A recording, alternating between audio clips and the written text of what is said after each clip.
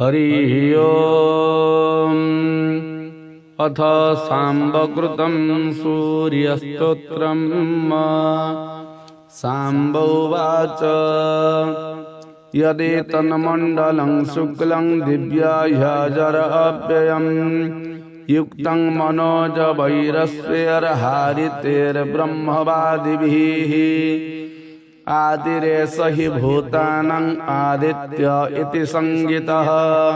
त्रैलोक्यचक्षुरेवात्र परमात्मा प्रजापतिः एष वै मण्डले ह्यस्मिन् पुरुषो दीप्यते महान् एष विष्णुरचिन्त्यात्मा ब्रह्मा चैष पितामहः रुद्र महेन्द्र वरुण आकाशं पृथिवी जलम् वायुः शशाङ्कः पर्यज्ञो धनादक्षो विभावसुः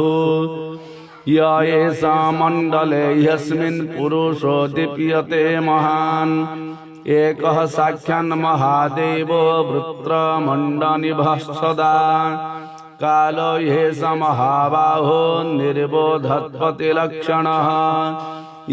एष मण्डले ह्यस्मिंस्तेजोभिः पूरयन्महीम् भ्राम्यते ह्यव्यवच्छिन्नो वात्रैर्मृतलक्षणः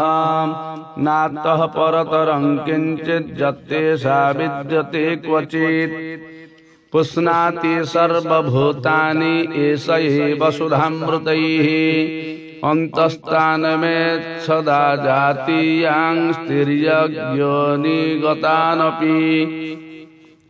कारुण्य सर्वभूतानि पाशित्वं च विभावसो श्रुत्रकृष्टन्धबधिरान् पुंगश्चापि तथा विभो प्रपन्नवत्सलो देव कुरुतो नीरुजो भवान् चक्रमण्डलमग्नाश्च निर्धनाप्लायुषस्तथा प्रत्यक्षदर्शितं देव समुद्धरसि लीलया कामे शक्तिस्तु बेस्तोतुर्माता हुंरोगपीडितः स्तूयसे तं सदा देवैर्ब्रह्मा विष्णुशिवादिभिः